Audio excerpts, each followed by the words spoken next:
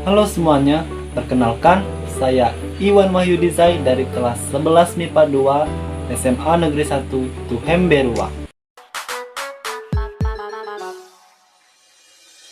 Zarif Project.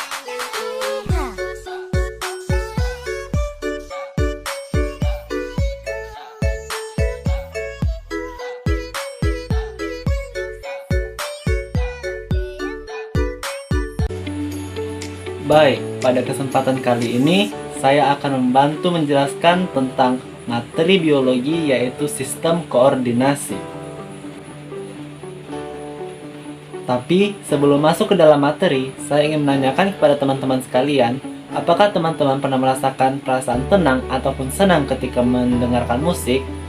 Atau pipi memerah dan jantung berdegup kencang ketika berada di sekitar orang yang kita sukai? Nah, jika pernah, itu adalah salah satu contoh peran atau pekerjaan sistem koordinasi tubuh pada manusia. Jadi, secara singkatnya, sistem koordinasi pada tubuh manusia adalah sistem yang mengatur organ-organ, baik pergerakan yang disadari ataupun yang tidak disadari oleh tubuh pada manusia.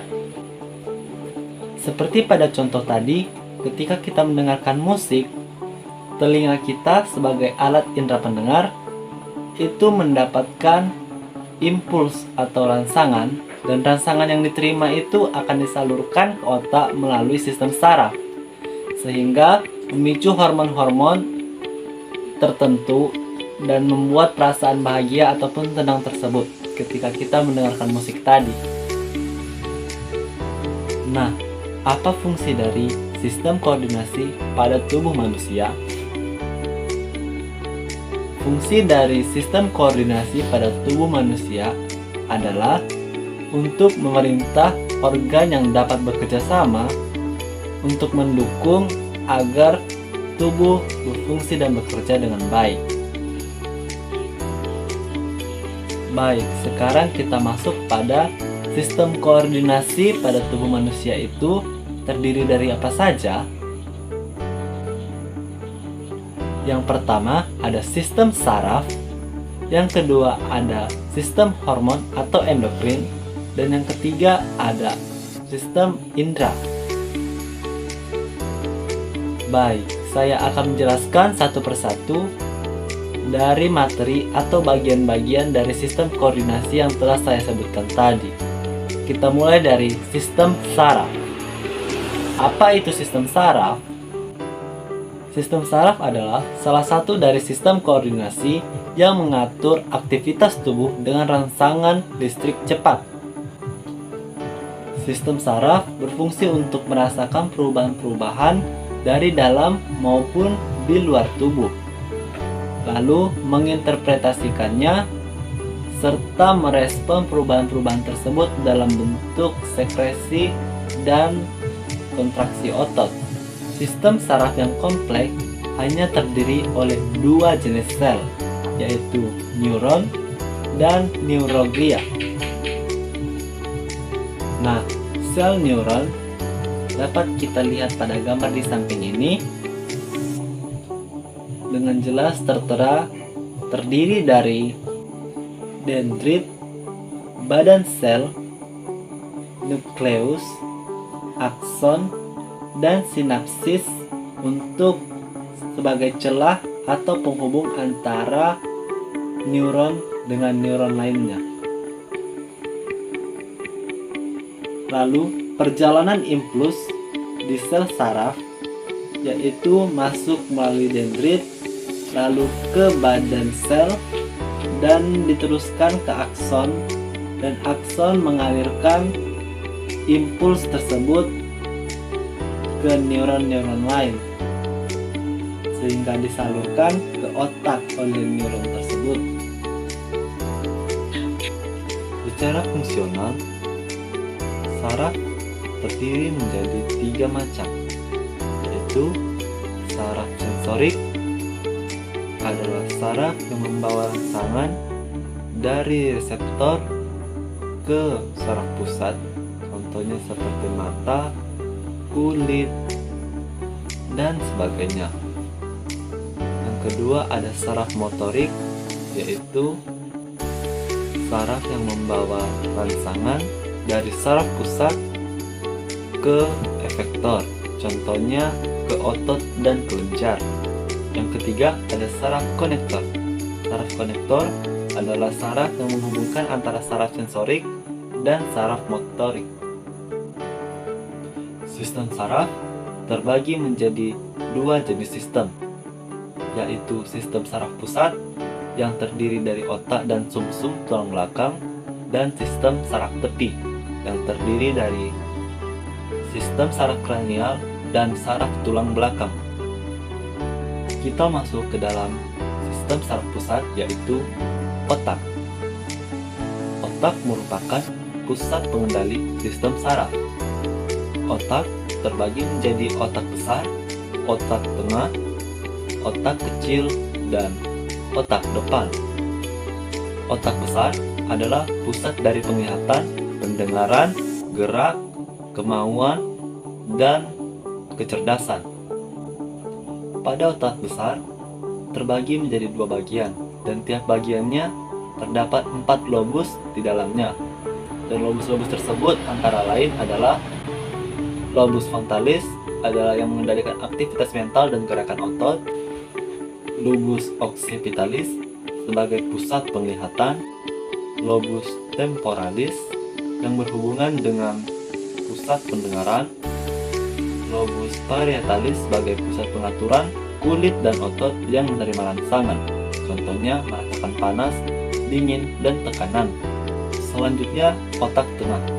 Otak tengah itu berfungsi untuk mengatur refleks mata dan pendengaran. Lalu ada otak depan. Otak depan terdiri atas hipotalamus dan talamus. Hipotalamus sebagai pengatur suhu tubuh, rasa haus, dan rasa lapar. Talamus berfungsi sebagai pusat pengaturan perasaan dan gerakan. Selanjutnya terdapat otak kecil. Otak kecil berfungsi sebagai pusat pengendali kesetimbangan gerak dan koordinasi dari gerakan otot. Selanjutnya kita masuk pada sumsum tulang belakang. Sumsum tulang belakang berfungsi untuk mengalirkan impuls atau rangsangan dari dan ke otak. Sumsum tulang belakang juga berfungsi untuk mengatur gerakan refleks. Pada sumsum tulang belakang terbagi menjadi sumsum lanjutan. Yang sumsum lanjutan tersebut berfungsi untuk mengatur gerak alat pernafasan, gerak alat pencernaan, mengatur penyempitan dan pelebaran pembuluh darah, dan lainnya. Selanjutnya kita masuk pada sumsum tulang belakang. Sumsum tulang terbagi menjadi sumsum tulang lanjutan atau batang otak yang berfungsi sebagai yang mengatur denyut jantung, gerak alat pernafasan, pelebaran dan penyempitan pembuluh darah, sekresi kelenjar, dan gerak dari organ pencernaan. Yang kedua terdapat sumsum tulang belakang. Sumsum tulang belakang berfungsi untuk menyalurkan rangsangan atau impuls dari dan ke otak. Sumsum tulang belakang tersebut juga yang mengatur gerakan refleks pada manusia. Sistem saraf tepi terbagi menjadi sistem saraf kranial yang terdiri dari 12 pasang yang terletak pada otak atau berasal dari otak, dan saraf tulang belakang yang terdiri atas 31 pasang yang berasal atau terletak di tulang belakang, dan saraf spinal yang terdiri dari 31 pasang yang berasal atau terletak pada tulang belakang. Baik, kita masuk pada sistem hormon atau endokrin. Hormon adalah zat kimia yang dihasilkan oleh kelenjar endokrin. Fungsi hormon antara lain menyeimbangkan tubuh, mengatur pertumbuhan, mengatur metabolisme, dan sebagainya.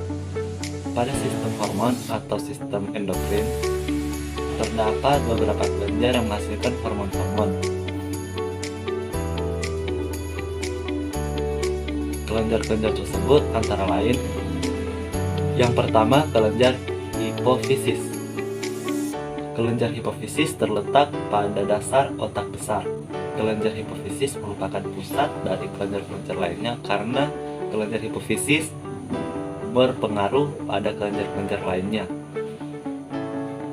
Selanjutnya, terdapat kelenjar tiroid yang terletak pada jakun atau bawah leher. Kelenjar tiroid menghasilkan hormon yang berfungsi untuk mengatur metabolisme tubuh. Pada kelenjar tiroid menghasilkan hormon yang mengatur atau mempengaruhi metabolisme tubuh, mengatur kadar air dan garam pada tubuh, serta memacu pengendapan kalsium pada tulang. Selanjutnya terdapat kelenjar paratiroid yang terletak di bawah kelenjar tiroid. Pada kelenjar paratiroid menghasilkan hormon yang berfungsi mengendalikan kadar hormon dan fosfat pada darah dan tulang. Selanjutnya terdapat kelenjar timus yang terdapat pada dada. Kelenjar timus menghasilkan hormon yang berfungsi untuk mengatur kekebalan tubuh atau sistem imun tubuh. Lalu ada kelenjar adrenal. Kelenjar adrenal terdiri dari korteks yang terdapat pada atas ginjal dan medula yang terletak pada dasar otak besar. Kelenjar adrenal menghasilkan hormon yang berfungsi untuk menaikkan kadar glukosa dalam darah, mengubah glikogen pada otot menjadi glukosa, menyerap natrium dan air pada ginjal, serta menurunkan tekanan darah dan denyut jantung. Selanjutnya terdapat kelenjar pankreas yang terletak pada bawah lambung. Selanjutnya terdapat kelenjar pankreas yang terdapat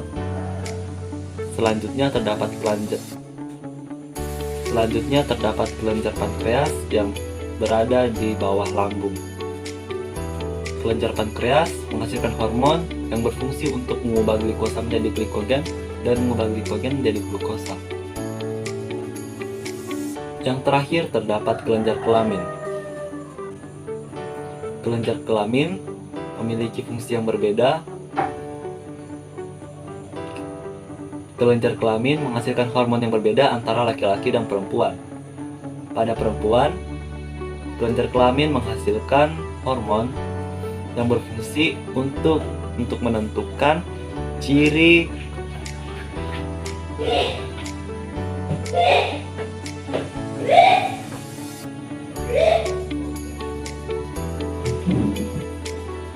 pertumbuhan kelamin sekunder pada wanita dan penebalan dan perbaikan pada uterus.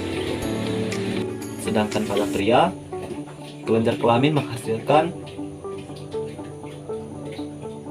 hormon yang berfungsi untuk menentukan pertumbuhan sekunder kelamin pada pria. Terakhir kita masuk pada sistem indera. Sistem indera berfungsi sebagai reseptor atau penerima rangsangan yang akan disalurkan melalui sistem saraf ke otak. Karena sistem indera berfungsi sebagai reseptor, maka terdapat beberapa jenis reseptor yang terdapat pada sistem indera. Yang pertama, fotoreseptor untuk mendapatkan rangsangan cahaya. Yang kedua, kemoreseptor untuk menerima rangsangan dari zat kimia. Selanjutnya, termoreseptor untuk mendapatkan rangsangan suhu, serta mekanoreseptor untuk menerima rangsangan fisik seperti sentuhan atau tekanan. Pada sistem indera terdiri menjadi 5 panca indera yang kita miliki, yaitu indera penglihatan, indera pendengaran, indera penciuman, indera perasa, dan indera peraba. Itulah indera yang akan menerima rangsangan dan menyalurkannya melalui sistem saraf menuju otak. Baik, sekian dari video saya tentang sistem koordinasi pada tubuh manusia. Hendaklah apa yang saya sampaikan dapat bermanfaat bagi Anda semua. Baik, sekian dari saya tentang sistem koordinasi pada tubuh manusia. Terima kasih.